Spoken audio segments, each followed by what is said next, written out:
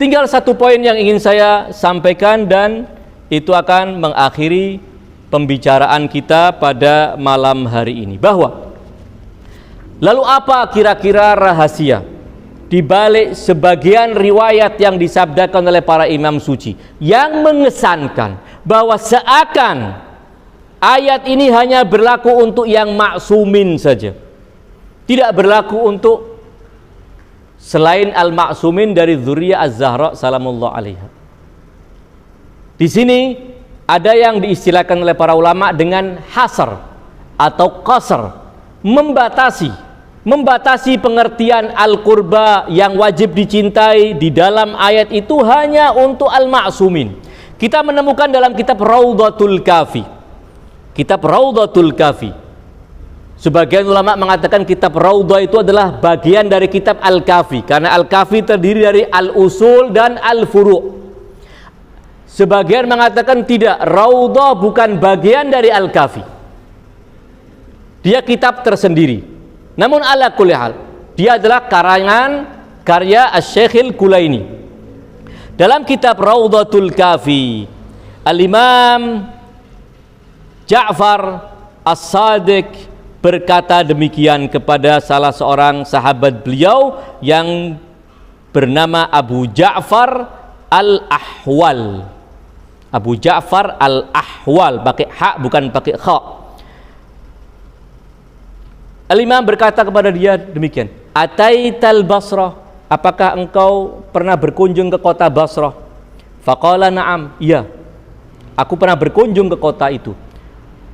Faqal, kemudian kaifa ra'aita musara'atan nasi ila hadzal amr wa dukhulahum fi. Bagaimana kamu menyaksikan antusias masyarakat di sana untuk menerima imamah Ahlul Bait? Bagaimana antusias mereka? Semangat mereka untuk memahami hak-hak Ahlul Bait, untuk kemudian mengimani imamah dan wilayah Ahlul Bait. Maka Abu Ja'far Al-Ahwal mengatakan demikian, wallahi innahum laqalilun. Antusias mereka sangat kecil, sehingga orang-orang yang mengenal hak Ahlul Bait, wilayah Ahlul Bait di kota Basra itu sangat sedikit. Kota Basra dominan penduduknya adalah orang-orang, tentunya saat itu ya, bukan zaman sekarang, saat itu dominan penduduknya adalah orang-orang yang tidak suka dengan Ahlul Bait, atau paling tidak mau mengakui keutamaan Ahlul Bait, apalagi wilayah dan imamah Ahlul Bait. Wallahi innahum laqalil wa laqad fa'alu wa inna dzalika laqalil.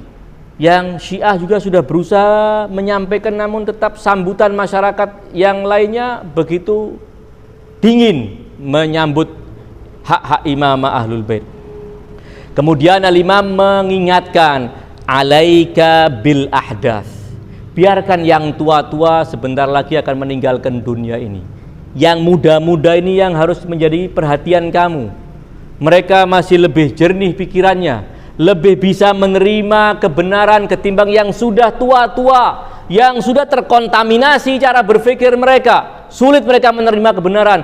Alaika bil ahdath fa innahum asra'u ila kulli khair. Karena para pemuda, para remaja adalah lebih cepat bergegas menuju kebaikan. Tsumma qal, kemudian Al-Imam bertanya, ma yaqulu ahlul Basra fi hadhil ayah? Apa pendapat penduduk Basra tentang ayat kulla as'alukum alaihi ajran illal mawaddata fil qurba? Maka Abu Ja'far Al-Ahwal mengatakan penduduk Basra memaknai bahwa ayat ini berlaku untuk semua orang Quraisy. Jadi kerabat Nabi yang wajib dicintai adalah seluruh Quraisy, termasuk Bani Umayyah.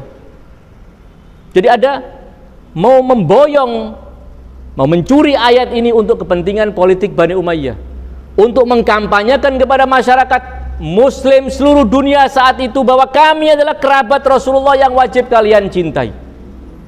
Dan itu kemudian merusak pikiran masyarakat kota Basra, dan tentunya mungkin Di kota-kota lain juga telah tercemari dan terbukti sampai sekarang muncul pendapat-pendapat tandingan yang ingin mengatakan bahwa yang dimaksud dengan ayat Al-Qurba adalah kewajiban mencintai kerabat Nabi secara meluas. Quraisy secara keseluruhan adalah kerabat Nabi dan mereka yang harus dicintai. Riwayat ini menjadi bukti sejarah bagi kita bahwa ada upaya untuk mencuri ayat ini, dihilangkan dari Ahlul Bait, dihilangkan dari kerabat Nabi untuk kepentingan Bani Umayyah. Dan ketika Bani Abbas berkuasa, mereka juga berusaha mencuri ayat ini untuk kepentingan mereka dengan mengatakan bahwa kami adalah kerabat Rasulullah yang wajib bagi kaum muslimin untuk mencintai kami. Sementara Bani Abbas, baik para penguasa, para khalifahnya maupun kerabat-kerabat para khalifah, kalau tidak semuanya, mayoritas mereka adalah orang-orang fasik, mayoritas mereka adalah orang-orang zalim yang kejam kepada keturunan Rasulullah sallallahu alaihi wasallam. Namun demi kepentingan untuk mengelabui kaum muslimin, mereka membawa ayat ini, qul la as'alukum alaihi ajran illal mawaddata fil qurba, untuk mereka. Maka dalam suasana semacam demikian, Al-Imam As-Sadiq mengatakan bahwa kadzabu, dusta mereka ketika mereka mengatakan ayat ini berlaku untuk kerabat Nabi secara keseluruhan, yaitu Quraisy, sehingga Bani Umayyah masuk, sehingga Bani Abbas masuk, sehingga suku-suku cabang Quraisy yang lainnya selain kerabat dekat Nabi, selain keturunan Nabi akan tercakup dalam ayat ini. Maka Imam Ja'far mengatakan kadzabu innama nazalat fina khassatan fi ahlil bait. Ayat ini turun untuk kami Ahlul Bait, bukan untuk mereka, bukan untuk keluarga mereka, untuk keluarga kami Ahlul Bait. Kadzabu innama nazalat fina khassatan fi ahlil bait. Kemudian beliau lanjutkan fi aliyin wa Fatimah wal Hasan wal Husain ashabil kisah. Ingin mengatakan bahwa turun untuk kami. Ayat ini untuk kami Ahlul Bait. Dengan sabda Imam Ja'far kadzabu innama nazalat fina khasatan fi ahlil bait fi aliyin wa Fatimah wal Hasan wal Husain ashabil kisah. Ini untuk menafsirkan kalimat Ahlul Bait, seakan kemudian difahami secara keliru oleh sebagian bahwa Imam Ja'far sedang ingin mengatakan bahwa ini tidak berlaku untuk dzurriyyah.